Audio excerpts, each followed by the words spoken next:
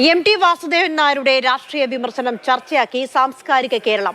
സംഭവത്തിൽ MT വാസുദേവൻ നായരുടെ വിശദീകരണവുമായി NE സുധീറിന്റെ ഫേസ്ബുക്ക് പോസ്റ്റ്.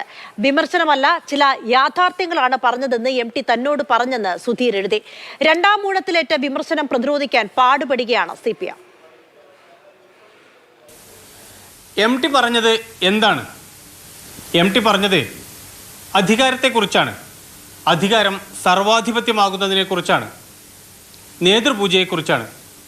തെറ്റുപറ്റിയാൽ തിരുത്താത്ത പ്രവണതയെക്കുറിച്ചാണ്.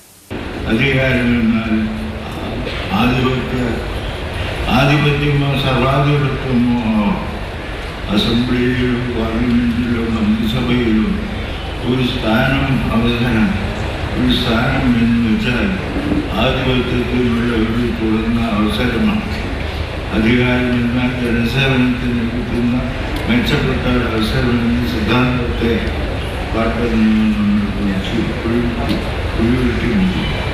ഈ വിമർശനങ്ങൾ മുഖ്യമന്ത്രി പിണറായി വിജയനെ കുറിച്ചാണോ എന്നതാണ് അടുത്ത ചോദ്യം. ആണെന്ന് കരുതുന്നവരാണ് കൂടുതലും. അമിതാധികാര പ്രയോഗത്തിന്റെയും നേതൃപൂജയുടെയും തെറ്റുകൾ തിരുത്താത്തതിന്റെയും പേരിൽ വിമർശനം നേരിടുന്നയാളാണ് മുഖ്യമന്ത്രി എന്നതാണ് അങ്ങനെ കരുതാൻ കാരണം.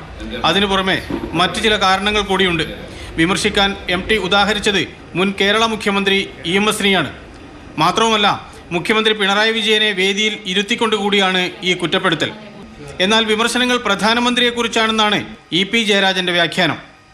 എന്തിനാ അദ്ദേഹത്തെയൊക്കെ വീണ്ടും വീണ്ടും വിവാദത്തിലേക്ക് വലിച്ചിഴച്ച് വേണ്ടാത്ത വിവാദമുണ്ടാക്കുന്നത്? എനിക്ക് കേട്ടപ്പോൾ അത് കേന്ദ്ര ഗവൺമെന്റിനെതിരായിട്ടുള്ള വിമർശനമായിട്ടാണ് തോന്നിയത്. EP ജയരാജൻ പറഞ്ഞതിലും വസ്തുതകളുണ്ട്. അമിതാധികാര പ്രയോഗത്തെക്കുറിച്ചും നേതൃപൂജയെക്കുറിച്ചുമുള്ള വിമർശനം നമ്മുടെ പ്രധാനമന്ത്രി നരേന്ദ്രമോദിക്കും നന്നായി ചേരും. CK Vijayan, Mathrubhumi news, Kozhikode.